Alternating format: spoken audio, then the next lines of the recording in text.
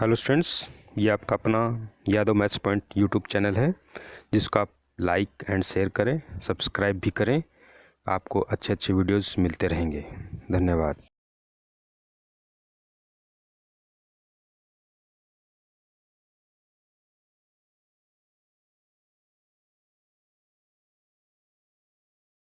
Hello students, first of all congratulations to all of you which are coming in 11th class mathematics। आप 10th class pass out होके 11th class में आए हैं, तो आपको सबसे पहले बहुत बहुत बधाई हो, और मैथ्स लेने के लिए भी आपको बहुत बहुत बधाई। मैथ्स 11th का जो पहला चैप्टर है वो आपका है सेट्स। आज हम सेट्स लेके इस वीडियो में आए हैं। तो सेट्स क्या होता है, सेट्स काफ़ी हम डिटेल से इस चैप्टर में पढ़ेंगे, बट कुछ चीज़ें हम पिछली क्लासेस में भी पढ़ चुके हैं। Natural number, whole number, integer number, real number, rational number, irrational number, number system जो हमने पढ़ा उसमें हमने सेट के बारे में कुछ पढ़ा है, बट हो सकता है कि नॉमिनेट नहीं किया हो आपको। तो नेचुरल नंबर जो हम रिप्रेजेंट करते हैं 1 2 3 4 5, अगर हम उसको एक कलेक्शन के फॉर्म में लिखते हैं, नंबर नेचुरल नंबर को अगर हम कलेक्शन के फॉर्म में लिखते हैं तो एक ब्रैकेट लगा के लिखते हैं, और ब्रैकेट कर्ली ब्रैकेट लगा के अगर हम लिखें 1 2 3 and so on, it is a set. तो सेट मीन्स कलेक्शन होता है, बट किस टाइप का कलेक्शन होता है उसके लिए हम कुछ एग्जाम्पल्स है उसको डिस्कस करते हैं, उसके बाद इसकी डेफिनेशन पे आते हैं। तो सेट्स मीन्स होता है कलेक्शन। क्या होता है? कलेक्शन। तो यहाँ पे मैंने कुछ कलेक्शंस के एग्जाम्पल्स लिखे हैं। फर्स्ट लिखा है odd natural numbers less than 15। Odd natural number less than 15 easily आप काउंट कर सकते हैं 1 3 5 7 9 11 13। सेकेंड मैंने लिखा है द रिवर्स ऑफ इंडिया। तो इंडिया में जितनी भी रिवर्स है उनको आप कलेक्शन कर सकते हैं, कलेक्ट कर सकते हैं, नेम लिख सकते हैं, गंगा, यमुना, सरस्वती एंड सॉन जो। थर्ड लिखा है the solution of equation x square minus 7x plus 12 equal 0। X square minus 7x plus 12 is quadratic equation, और जब हम इसको सोल्व करेंगे तो इसका सॉल्यूशन क्या मिलेंगे अपने को 3 एंड 4। तो ये भी कलेक्शन हो सकता है 3 एंड 4 का। Now the collection of 5 famous mathematicians. The collection of 5 famous mathematician। यहाँ पर जो फेमस मैथमेटिशियन है उसको हम कंसिडर नहीं कर पा रहे, कौन से मैथमेटिशियन ज़्यादा फेमस थे और कौन से कम थे। तो इस टाइप के जो कलेक्शंस हैं वो वेल डिफाइन नहीं होते। क्यों? क्योंकि यहाँ पे डिस्प्यूट है। हो सकता है कि कुछ एरिया में कोई ज़्यादा फेमस हो सकता है कि किसी दूसरे एरिया में दूसरा मैथमेटिशियन फेमस हो, तो उसको हम कोई ज़्यादा डिसाइड नहीं कर पाते कि ये कौन से जो 5 हैं मैथमेटिशियंस हैं जो फेमस हैं। तो यहाँ पे हम इसको डिफाइन नहीं कर पा रहे, it means this is not well defined collection. Similarly next example का the collection of favourite cricketer. Favourite cricketer means मेरे फेवरेट कुछ और हो सकते हैं, आपके फेवरेट कुछ और हो सकते हैं। तो यहाँ पे हम उसको इस कलेक्शन को भी वेल डिफाइन नहीं कर पा रहे हैं।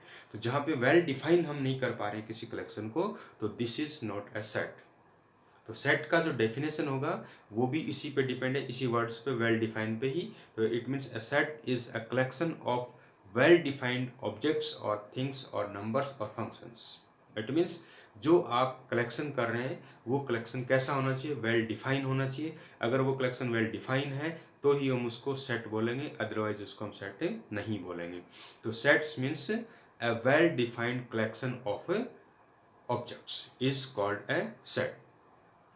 और जो सेट्स को सबसे पहले डिस्कवर किया, या यूँ कहें कि ऑब्जर्व किया, वो जो थे वो जर्मन मैथमेटिशियन थे जॉर्ज कंटूर। तो जॉर्ज कंटूर ने सबसे पहले सेट्स के बारे में डेवलप किया गया, सेट्स क्या होता है क्या उसके बारे में बताया गया। तो वो जॉर्ज कंटूर थे जो कि तो सेट का डेफिनेशन हमने लिखा है a set is a well defined collection of objects. तो यहाँ पे दो चीज़ें आपको ध्यान रखनी है, वेल डिफाइंड होना चाहिए कलेक्शन जो है, और वो किसी भी ऑब्जेक्ट्स का होना चाहिए। ऑब्जेक्ट्स तो फंक्शन फॉर्म में भी हो सकता है और कुछ भी हो सकता है। तो well defined A set is well defined collection of objects. इस ऑब्जेक्ट्स को हम एलिमेंट्स भी बोल सकते हैं एंड मेंबर्स भी बोल सकते हैं।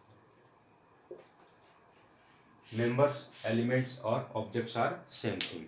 और जो भी सेट्स होता है उसको हम कैपिटल लेटर से रिप्रेजेंट करते हैं। किससे रिप्रेजेंट करते हैं? कैपिटल लेटर से। जैसे आपने छोटी क्लासेस में पढ़ा है कि a set of natural number, a set of natural number is N, और n इक्वल्स टू हम क्या लिखते हैं 1 2 3 एंड सो ऑन इनफाइनाइट, क्योंकि it is a infinite set, infinite तक चलता है। ऐसे ही अपने होल नंबर के सेट को w से लिखा है, w is in capital letter 1 2 3 0 1 2 3 and so on. Then आपने इंटीजर नंबर पढ़ा है, इंटीजर नंबर को z से लिखते हैं। z इंटीजर में क्या होता है 0 1 2 3 पॉजिटिव इंटीजर तो होते ही, इसके साथ साथ negative integer -1 -2 -3 and so on. Next आपने पढ़ा रेशनल नंबर, रेशनल नंबर के सेट को हम q से रिप्रेजेंट कर सकते हैं, करते हैं। Next rational number means q, और q से आपने पढ़ा है कि रेशनल नंबर की definition a number which can be represented in the form of p upon q where q is not equals to 0 and p and q both are integer, both are integer। Same जो r होता है उसको हम लिखते हैं real number, a set of real numbers. तो real numbers में क्या आता है rational plus irrational, rational number और इरेशनल को मिक्स करते हैं तो अपने पास जो सेट मिलता है वो रियल नंबर का सेट मिलता है, और उसको हम r से रिप्रेजेंट करते हैं। अब अगर हम इन पे पॉजिटिव नंबर लगा देते हैं, z के ऊपर मैंने अगर पॉजिटिव लिख दिया z प्लस, क्या लगा दे z प्लस, प्लस लगाने का मतलब होगा all positive integer numbers, all positive integer numbers 1 2 3 and means वो n के इक्वल हो जाएगा।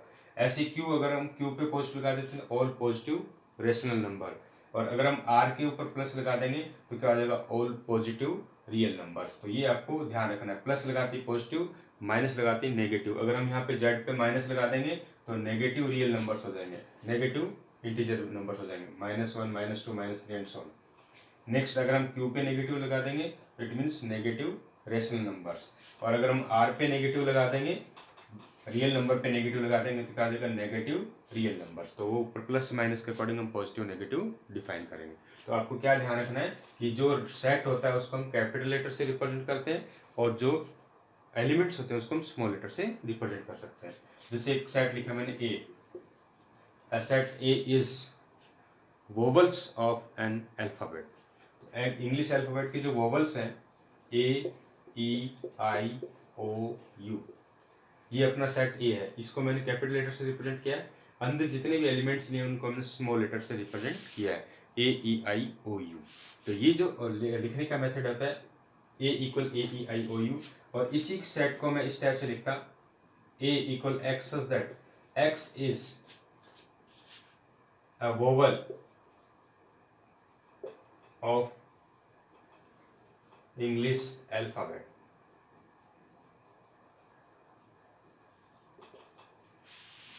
English alphabet. X is a vowel of English alphabet. A equal X such that, ये एक रिप्रेजेंट करने का मेथड है जो हम नेक्स्ट टॉपिक अपना वही होगा X, उसी पे हम जा रहे हैं। X such that X is a vowel of English alphabet means X की क्या वैल्यू है vowel of English alphabet means अगर हम vowel of English alphabet A लेंगे तो X की वैल्यू A हो जाएगी, E लेंगे तो X equal to E, then I X equal I, O के केस में एक्स इक्वल ओ, यू के केस में एक्स इक्वल यू। ये जो टू टाइप्स हैं मेथड्स हैं जो आपको रिप्रेजेंटिंग मेथड होंगे, कि अगर हम किसी सेट को रिप्रेजेंट करते हैं तो उसके मेथड कितने होंगे। तो यहाँ पे टू मेथड्स हैं, first this and second this, और इनको हम क्या बोलते हैं जो हम लैंग्वेज फॉर्म में लिखते हैं, जिसको हम लैंग्वेज फॉर्म में लिखते हैं दैट इज, यहाँ से एक सेट बिल्डअप हो रहा है तो जब सेट बिल्डअप हो रहा है तो इसको हम बोलते हैं सेट बिल्डर फॉर्म। कौन सा फॉर्म बोलते हैं सेट बिल्डर फॉर्म। जिसको हम लैंग्वेज फॉर्म में लिखते हैं वो क्या होता है सेट बिल्डर फॉर्म। और जो सेट बिल्डर फॉर्म से वैल्यू निकाल के अगर हम इस टाइप से लिखते हैं तो इसको हम बोलते हैं रोस्टर और टेबुलर फॉर्म, रोस्टर और टेबुलर फॉर्म, रोस्टर और टेबुलर फॉर्म। तो अपने पास सेट को रिप्रेजेंट करने के कितने मेथड हैं, टू मेथड्स हैं। तो जो रिप्रेजेंटेशन के जो दो मेथड हैं उसमें फर्स्ट मेथड हमने लिखा रोस्टर और tabular form, second method set builder form. तो सेट बिल्डर फॉर्म कौन सा होता है जिसको हम लैंग्वेज फॉर्म में लिखेंगे, रोस्टर टेबुलर फॉर्म कौन सा होता है जो वैल्यू फॉर्म में लिखेंगे ए ई आई ओ यू 1 2 3 4 5। जैसे हमने लिखा कि if a set B is X such that x is a prime number, prime number less than 10, less than 10, 10 से लेस देन जितनी भी प्राइम नंबर्स है उसका एक सेट है। इसी सेट को हम ऐसे लिख सकते हैं 2 3 5 7, 2 3 5 7 are prime numbers less than 10। तो ये जो लैंग्वेज फॉर्म में लिखा है सेट बिल्डर फॉर्म होगा, और वैल्यू फॉर्म में जो लिखा वो क्या होगा, रोस्टर और टेबुलर फॉर्म में होगा। तो जो वैल्यूज फॉर्म में होगा वो रोस्टर टेबुलर फॉर्म होगा, रोस्टर या और टेबुलर फॉर्म, और जो लैंग्वेज फॉर्म में होगा उसको हम क्या बोलते हैं, सेट बिल्डर फॉर्म। मीन्स वहीं से सेट को बिल्डअप किया जा रहा है, इसलिए उसको सेट बिल्डर फॉर्म। तो लैंग्वेज वाला जो सेट को बिल्डअप कर रहा है सेट बिल्डर फॉर्म होगा, और जो वैल्यू जा रहा है उसको रोस्टर और टेबुलर फॉर्म बोलते हैं। यस, सेट को रिप्रेजेंट करते टाइम आपको ये भी ध्यान रखना है कि जो भी हम सेट लिखेंगे उसको कर्ली ब्रैकेट के अंदर लिखेंगे। कर्ली ब्रैकेट के फॉर्म लिखना है, चाहे सेट बिल्डर फॉर्म में लिखे चाहे रोस्टर फॉर्म में लिखे। तो हम एग्जांपल ले रहे हैं। First example, right the solution set of the equation x square plus x minus 2 equal 0, x square plus x minus 2 equal 0। First example को हम कर रहे हैं, या मैंने दो एग्जांपल लिखे, उसमें फर्स्ट एग्जांपल कर रहे हैं इन रोस्टर फॉर्म। तो रोस्टर फॉर्म का मतलब होता है वैल्यूज को आपको लिखना है। तो इस इक्वेशन को जब आप सोल्व करोगे, फैक्टराइज करोगे, तो आपको क्या मिलेगा, स्प्लिट मिडिल टर्म से 10th क्लास में अपने मेथड पढ़ा है। तो एक्स स्क्वायर प्लस मल्टीप्लाई करने पे 2 एंड माइनस करने पे क्या आना चाहिए 1, तो 2 एंड 1 हो जाएगा 2x माइनस 2 इक्वल 0। जब हम फैक्टराइज करेंगे तो एक x प्लस 2 मिलेगा और एक x माइनस 1 मिलेगा इक्वल टू 0। तो x की वैल्यू क्या आ जाएगी, this equal 0 1 and this equal to minus 2। इसको आपको कौन से फॉर्म में पूछा है, रोस्टर फॉर्म में। तो जो फर्स्ट का जो भी सेट होगा उसको रोस्टर फॉर्म में लिखेंगे तो क्या आ जाएगा -2 and 1, this is roster form.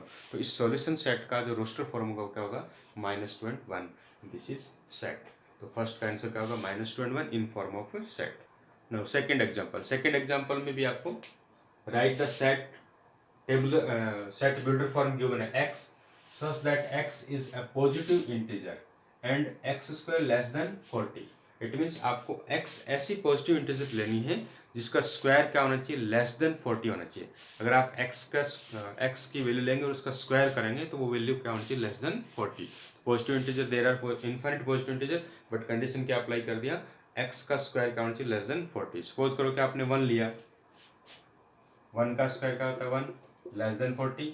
Then 2 का square is also less than 40, 3 less than 40, 4 का square 16 less than 40, 5 square 25 less than 40, 6 square 36 less than 40, but 7 square 49 not less than 40। यहाँ के आपको स्टॉप कर देना है, क्यों, क्योंकि 7 square of 7 is greater than 40। तो कंडीशन जो गिवन है क्वेश्चन में वो अप्लाई नहीं हो रही। तो आपको x की वैल्यू क्या क्या ले सकते हैं हम, 1 2 3 4 5 6। तो जब 1 2 3 4 5 6 आ रहा है, इट मीन्स इस सेट के अंदर आपको जो भी सेट है अपना उसमें x की वैल्यू क्या मिल रही है, 1 2 3 4 5 6। क्या आ जाएगी, 1 2 3 4 5 6। तो पॉजिटिव इंटीजर लेना, आपको क्या लेना, x is a positive integer, but होना क्या चाहिए, एक्स स्क्वायर लेस देन 40। 7 और मोर देन 7 हम नहीं ले सकते। क्यों नहीं ले सकते, क्योंकि उसका स्क्वायर जो मोर देन 40 हो जा रहा है, और मोर देन 40 हो जा रहा है, इट मीन्स वो इस सेट के अंदर एलिमेंट्स नहीं होंगे। तो इस सेट में एलिमेंट्स कौन कौन से होंगे, 1 2 3 4 5 6।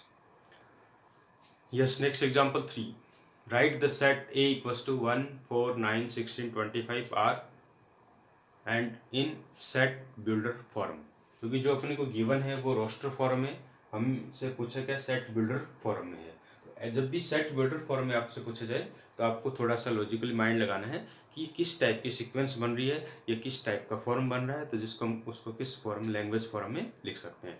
तो आपको जैसे क्वेश्चन दिखा तो आपको 1 4 9 16 दिखते ही आपके माइंड में आएगा कि किसी नंबर का स्क्वायर बन रहा है, 1 2 3 4 5 के स्क्वायर बन रहे हैं।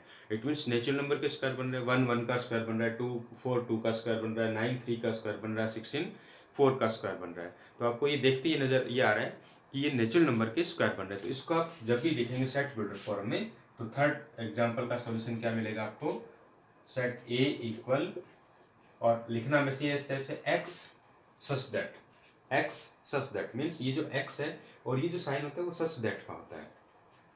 यहाँ पे such that की बात करें तो मैं such that को रिप्रेजेंट करने के साइन हम बताते हैं, such that, तो such that को SUCHTHAT सच दैट जो होता है उसको शॉर्ट फॉर्म में मैथमेटिकल लैंग्वेज में कैसे लिखते हैं, ST भी लिख देते हैं कई बार शॉर्ट में सच दैट को, या फिर रेशियो का जो साइन आपका होता है उस टाइप से, या फिर एक लाइन वर्टिकल लाइन जो मिलेगी, इट मीन्स ये और ये तीनों का मीनिंग क्या होता है, सच से दैट।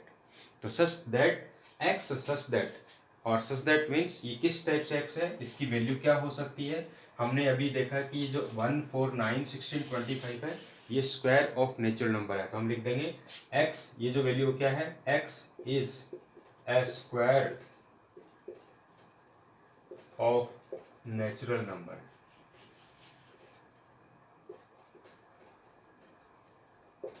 अब ये भी देखो इनफाइनाइट तक जा रहा है, dot dot dot, it means infinite तक जा रहा है। यहाँ पे जो हमने नेचुरल नंबर लिखा है, नेचुरल नंबर भी इनफाइनाइट सेट होता है, इनफाइनाइट सेट मीन्स जिसमें इनफाइनाइट एलिमेंट्स हो। तो x is a square of natural number, तो ये नेचुरल नंबर का स्क्वायर, इसको ऐसा लिख सकते हैं। इसका एक सेकंड मेथड भी होता है, इसको आप ऐसा लिख सकते हैं, x such that x equal n square, x equal n square, और n का square means n means natural number का स्क्वायर हो रहा है, तो यहाँ पे हम लिख सकते हैं कि n जो है वो बिलोंग्स टू होता है नेचुरल नंबर।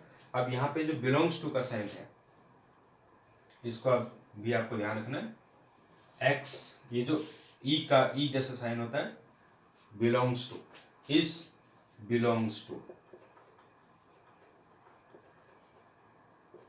या is element of, belongs to और एलिमेंट ऑफ। तो ये जो ई जैसा साइन होता है इसका मतलब बिलोंग्स टू, बिलोंग्स टू मतलब उस सेट का वो एलिमेंट होगा। जैसे मैंने यहाँ पे लिखा कि n belongs to n, it means n small n जो वो कैपिटल n, कैपिटल n क्या होता है, नेचुरल नंबर, तो ये जो स्मॉल n है वो कैपिटल n नेचुरल नंबर का एक एलिमेंट है, और वो एलिमेंट कुछ भी हो सकता है, 1 हो सकता है, 2 हो सकता है, 3 हो सकता है, 5 हो सकता है, तो कोई भी नेचुरल नंबर हो सकती है, is belongs to, it means उस सेट का वो एक एलिमेंट होगा। तो ये जो साइन होता है किसका होता है, बिलोंग्स टू का। तो इस क्वेश्चन को, इस एग्जाम्पल को हम दो मेथड से लिख सकते हैं, x such that x is the square of natural number, or x such that x equal n square where n belongs to natural number, n belongs to n. Now example 4, example 4 में भी same third जैसा ही है, but उसमें sequence क्या दे रखा है देखना आपको। Right the set in set builder form, set builder form में लिखना है और रोस्टर फॉर्म में गिवन है। तो इसको अभी मैंने बताया कि जब भी रोस्टर फॉर्म से सेट बिल्डर फॉर्म में जाते हैं तो उसको आपको उस सीक्वेंस को थोड़ा ध्यान देना है कि सीक्वेंस किस फॉर्म में बन रहा है। तो जब हम इसमें फ्रैक्शन नंबर दे रखा है, इसमें हम देखते हैं कि जो न्यूमरेटर है वो 1 2 3 4 5 6, 1 2 3 4 5 6, इट मीन्स नेचुरल नंबर जा रहा है, 1 2 3 4 5 6 क्या जा रहा है, नेचुरल नंबर। और डिनोमिनेटर की अगर हम बात करें तो 2 3 4 5 6, इट मीन्स ये भी एक नेचुरल नंबर है, बट क्या है जो न्यूमरेटर है उसमें मोर देन 1 है, तो यहाँ पे 2 हो रहा है, 2 है तो 3 हो रहा है, प्लस 1 हो रहा है, न्यूमरेटर में 1 प्लस करते हैं तो डिनोमिनेटर आ रहा है। तो इसको हम कैसे लिखेंगे, जो सेट सपोज करो कि अपना सेट B है, तो B इक्वल इसको हम लिखेंगे x such that x equal, अब ऊपर तो 1 2 3 4 5 6 नेचुरल नंबर है, n हो जाएगा, और नीचे प्लस 1 हो रहा है n प्लस 1, इट मीन्स अगर हम n की वैल्यू 1 रखेंगे तो 1/1 प्लस 1 1/2 हो जाएगा, n की वैल्यू 2 पुट करेंगे तो 2/2 प्लस 1 2/3 हो जाएगा, नेक्स्ट लिमिट 3 पुट करेंगे तो 3/3 प्लस 1 3/4 हो जाएगा, next limit.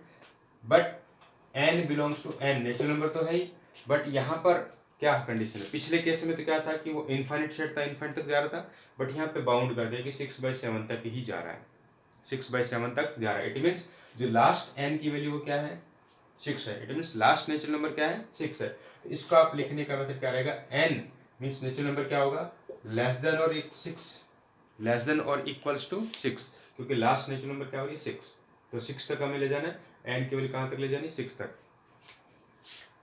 n less than equal 6, और इसकी जगह आप ये भी लिख सकते हैं n less than 7 not equal 7। यहाँ पे हमने इक्वल 6 डाला क्योंकि लास्ट नंबर 6 है, यहाँ पे मैंने इक्वल नहीं डाला, लेस देन 7 लिखा है, n less than 7, it means natural number less then 7 क्या होती है, 6 होती है, तो हमें 6 तक जाना है, तो n लेस देन 7। तो यहाँ पे हम n लेस देन 7 भी लिख सकते हैं या फिर n लेस देन इक्वल 6 भी लिख सकते हैं। तो अब ये इसका सेट बिल्डर फॉर्मूला कि x such that x equal n upon n plus 1।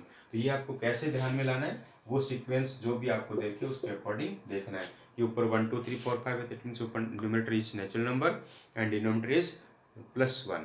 तो नेचुरल नंबर में +1, 1 में +1 करने पे 2 आ रहा है, 2 में +1 करने पे 3 आ रहा है, 3 में +1 करने पे 4 आ रहा है। तो इस टाइप से अगर हम न्यूमरेटर को n लेंगे तो डिनोमिनेटर क्या हो जाएगा अपना n+1। तो this is a set builder form of example 4। Example 5 में मैच ऑफ द फॉलोइंग है। तो match of the following means एक तरफ आपको सेट बिल्डर फॉर्म मिल रहा है, एक तरफ आपको रोस्टर फॉर्म मिल रहा है, तो दोनों को आपको मैच करना है और मैच करने के बाद आपको देखना है कि ये कौन सा मैचिंग बनेगा इसका। उसके बाद आता है एक्सरसाइज 1.1। तो एक्सरसाइज 1.1 इज सिंपल एक्सरसाइज। उसमें सिर्फ आपको देखना है कि कौन सा सेट है, कौन सा नहीं है, कौन सा एलिमेंट किस सेट का है, किसका नहीं है, belongs to, not belongs to. तो belongs to, not belongs to की अगर हम बात करते हैं, जैसे मान लो मैंने एक सेट लिया 1 2 3 4, 1 2 3 4 ले लो, तो 1 is belongs to set A, 1 is an element of set A, या 1 is belongs to A, 1 belongs to A, 2 belongs to A, 3 also belongs to A, 4 also belongs to A, but 5 is not belongs to A। Not belongs to आ गया तो उसको हम क्या करेंगे, cut कर देंगे, नोट बिलोंग, ठीक है। या 5 is not an element of A, तो 5 उसका एलिमेंट नहीं है, तो उस ई को, उस साइन को हम क्या कर देंगे, क्रॉस कट कर देंगे। तो इस टाइप से हम उसको बिलोंग्स टू और नॉट बिलोंग्स टू हम चेक कर सकते हैं। तो जो 1.1 आपकी एक्सरसाइज है वो सिंपल सी है। तो उसमें आपको क्या करना है, सबसे पहले आपसे पूछा जा रहा है कि कौन से इसमें सेट है, कौन सा नहीं है। तो उसमें आपको क्या देखना है, सेट की जो हमने डेफिनेशन पढ़ी, कलेक्शन होना चाहिए, बट कौन सा कलेक्शन होना चाहिए, वेल डिफाइंड कलेक्शन होना चाहिए। तो जब भी आपसे सेट पूछा जाए कि check whether this is set और नॉट, तो आपको क्या चेक करना है, वेल डिफाइंड एलिमेंट कलेक्शन है या नहीं। अगर वेल डिफाइंड कलेक्शन है तो वेल डिफाइंड कलेक्शन होती है वो सेट होगा, अदरवाइज वो सेट नहीं होगा। तो वेल डिफाइंड कौन सा नहीं होगा, वेल डिफाइंड वह नहीं होगा जिस पर कोई डिस्प्यूट हो रहा हो, या वहाँ पे ऐसा लग रहा हो कि यहाँ कुछ के नज़र में तो कुछ अलग आंसर मिल रहा है, कुछ की नज़र में कुछ अलग आंसर मिल रहा है, जिससे फेवरेट वाली बात थी या फेमस वाली बात थी, ठीक है। तो इस टाइप से कुछ सेंटेंस जो बनते हैं, तो वहाँ पे डिस्प्यूट अगर हो रहा हो तो वो वेल डिफाइन नहीं होगा। जहाँ वेल डिफाइन होता है वही सेट होगा। उसके बाद आपसे पूछे कि कौन सा सेट का एलिमेंट है, कौन सा नहीं है, तो जिसके अंदर जो सेट गिवन है उसमें एलिमेंट आप चेक करेंगे, जो है तो उसको हम बिलोंग्स टू कर देंगे, नहीं है तो नॉट बिलोंग्स टू कर देंगे। चलिए, तो ये आपका फर्स्ट वीडियो है 11th क्लास के लिए, फर्स्ट चैप्टर का है। इसको आप अच्छे से समझना। अगर कोई भी डाउट लगे तो आप कमेंट बॉक्स में लिखिएगा, और जो भी आपको सजेशन लगे कि यहाँ ऐसा कुछ होना चाहिए तो आप उसको भी कमेंट बॉक्स में ज़रूर लिखें। लाइक कीजिए, शेयर कीजिए, सब्सक्राइब कीजिए अपने इस चैनल को। Thank you.